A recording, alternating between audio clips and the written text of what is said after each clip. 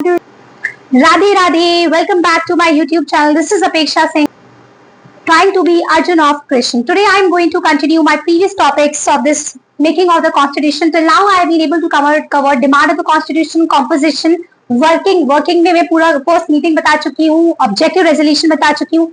अब मैं बता रही हूँ changes by the independence act of 1947. बहुत छोटा सा टॉपिक है, जल्दी से फिनिश हो जाएगा. बस एक बार ध्यान से लगातार सुन लीजिए और बहुत जल्दी फिनिश कर देंगे. अब देखो, लास्ट मैंने बताया था कि जो कॉन्स्टिट्यूएंट असेंबली है, फर्स्ट मीटिंग उसकी हुई, ठीक है, 1946 में पहली मीटिंग हुई, ठीक है.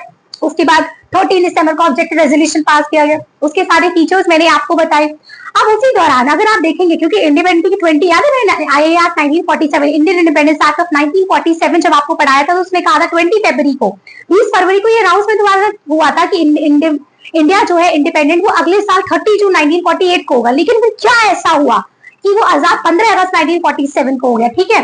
तो उस समय तो you know Muslim league, they were boycotted. Muslim league again demand कर रही थी, they wanted to have a separate state of Pakistan, they wanted to have these things. इस वजह से 3 जून 1947 में माउंटबेटन पार्टीशन का प्लान आया, है ना. उसके बाद फिर Indian independence act of 1947. So imagine उससे पहले 1946 में, नवंबर 1946 में ही 6 में कॉन्स्टिट्यूएंट असेंबली बन गई थी, राइट. सो नवंबर 1946 में कॉन्स्टिट्यूएंट असेंबली जो है 46 में कॉन्स्टिट्यूएंट असेंबली फॉर्म की गई थी. उस समय कितनी स्ट्रेंथ थी? उस समय टोटल 389 स्ट्रेंथ थी, है ना. तो कितने देखो लिखा था 389 स्ट्रेंथ थी. उसके बाद और 296 उसके मेंबर्स थे. लेकिन जब ये डिसाइड किया गया कि अब इंडिया जो है पार्टीशन होगा, उस समय याद है मुस्लिम लीग के पास कितनी, मुस्लिम लीग को 73 सीट दी गई थी, मुस्लिम लीग के पास 73 सीट थी. इमेजिन जब ये होगा, जब ये डिसीजन लिया जाएगा कि अब पाकिस्तान वहां डिवाइड हो रहा है, पार्टीशन, अब पार्टीशन हो रहा है, उस समय जो मुस्लिम लीग की जो सीट्स है वो भी तो कम हो जाएंगी. अब जो टोटल स्ट्रेंथ है वो भी तो कम हो जाएगी. 389 रहेगी क्या स्ट्रेंथ? 389 से कितनी हो जाएगी? 299 स्ट्रेंथ हो जाएगी. We'll study about these things. तो इसके अलावा सिर्फ स्ट्रेंथ के अलावा और भी बहुत सारे इंपॉर्टेंट चेंजेस हुए. खुद सोचो ना, जब देश आजाद होगा उसके बाद और क्या इंपॉर्टेंट चेंजेस आए. सो बेसिकली उस समय जो representative of the princely state started joining this in the constituent assembly. जो प्रिंसली स्टेट थे, 93 प्रिंसली स्टेट थे ना, 93 थे टोटल. धीरे धीरे 93 प्रिंसली स्टेट ने इंडिया को ज्वाइन करना शुरू करा. उसके बाद यस 20 अप्रैल 1947 में 6 स्टेट, जिसमें आई थिंक बीकानेर इंक्लूड है, जोधपुर, उदयपुर, पटियाला, रीवा, ये इंक्लूड किया जाता. वो उन 6 स्टेट ने इंडिया को ज्वाइन किया. उस समय वो प्रिंसली स्टेट थे. एंड जब ये अनाउंसमेंट आया, when this announcement came on 3 June 1947, the partition of the country, they have decided, उस समय rest of the princely state they have also joined the constituent assembly. बाकी बची हुई जो प्रिंसली स्टेट थी उन्होंने भी इंडियन असेंबली को, इंडियन कॉन्स्टिट्यूशन असेंबली को ज्वाइन कर लिया. और वो Muslim League which are hailing from the Indian dominion से, और वो मुस्लिम लीग का हिस्सा जो कि इंडियन डोमिनियन से आ रहा था, उन्होंने they also took there seats in the Indian assembly. उन्होंने भी कॉन्स्टिट्यूएंट असेंबली ऑफ इंडिया कर दिया. लेकिन वो Muslim League which are hailing from the area of the Pakistan who went into the state, वो पाकिस्तान का डोमिनियन उन्होंने ज्वाइन किया. वहां से सीट्स कम हो गई, ठीक है. तो अब मैं basically this Indian Independence Act of 1947 it brings the 3 important changes in the position of the assembly. 3 major change लेके आती है. क्या क्या 3 मेजर चेंज लेके आती है? सबसे पहला है, it makes the constituent assembly as a fully sovereign body. Fully sovereign body मतलब पूरा डिसीजन मेकिंग, चाहे इंटरनल डिसीजन मेकिंग हो, चाहे एक्सटर्नल डिसीजन मेकिंग हो, पूरा. It has given the constituent assembly as a fully sovereign body बन गई. Now it can frame the constitution it please. जैसा संविधान बनाना चाहती है, जैसा कॉन्स्टिट्यूशन हमारी कॉन्स्टिट्यूएंट असेंबली बनाना चाहती है, अब बना सकती है. It can alter and obligate any law which is passed by the British parliament in relation to the India. कोई भी लॉ जो ब्रिटिश पार्लियामेंट बनाती है उसको चेंज कर सकती है, उसको बदल सकती है, उसको जैसा चाहे वैसे कर सकती है. क्योंकि अब हमारे पास सोवरेन बॉडी, हमारी कॉन्स्टिट्यूएंट असेंबली सोवरेन बॉडी बन चुकी, क्योंकि हमारा देश अब आजाद हो चुका है. दूसरी सबसे इंपॉर्टेंट चीज हुई, now the our constituent assembly it becomes a legislative body. legislative मतलब law making body बन गई, ठीक है, law making body, ठीक है, law making body. नाउ आजादी के बाद अब हमारी कंट्री जो है पूरी तरीके से लॉ मेकिंग बॉडी बन गई. अब इसमें there are 2 functions which need to be perform by the constituent assembly. 2 function जो है वो कॉन्स्टिट्यूएंट असेंबली को पास करने थे.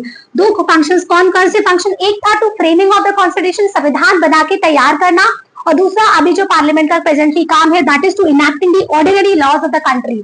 लॉ बना के तैयार करना, कानून बनाना। तो दो फंक्शन से एक फंक्शन था कॉन्स्टिट्यूशन, एक फंक्शन था ऑर्डिनरी लॉ तैयार करना। Both these task have to be perform on a separate days. दोनों टास्क अलग अलग दिन परफॉर्म होते थे। एक दिन कॉन्स्टिट्यूशन तैयार करना और लॉ को पास करना, वो अलग अलग दिन तैयार किए जाते थे। So you know this things की जो constituent assembly it becomes the first parliament, provisional parliament बनी थी ना द इंडियन डोमिनेंस की, क्योंकि हमारी कॉन्स्टिट्यूंट असेंबली तो पार्लियामेंट है, तभी तो ऑर्डिनरी लॉ पास करेगी।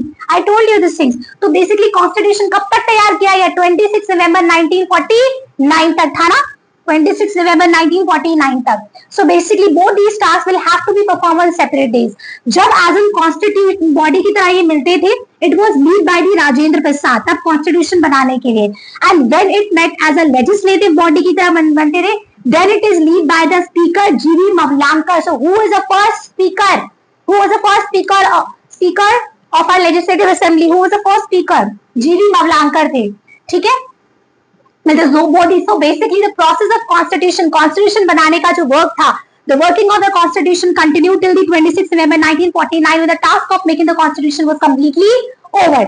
जब वो basically दो functions जो थे वो perform करने थे. At last टोटल स्ट्रेंथ सबसे इंपॉर्टेंट चीज थी, मैंने बताया। So all those Muslim members और द मुस्लिम लीग के जितने भी मेंबर्स थे, which is hailing from the area of the Pakistan, जो पाकिस्तान से नॉर्थ वेस्टर्न सिंध, बलूचिस्तान है ना, यहाँ से सिलहेट डिस्ट्रिक्ट जो था, यहाँ से जितने भी एरियाज आ रहे थे, वेस्ट ईस्ट बंगाल था, वेस्ट पंजाब था, तो बेसिकली वो सारे के सारे पाकिस्तान के हिस्से में चले गए। तो उनके जो मेंबर्स थे उसकी वजह से स्ट्रेंथ कम हो गई। तो अब स्ट्रेंथ कितनी हो गई? 389 से टोटल स्ट्रेंथ कितनी रह गई?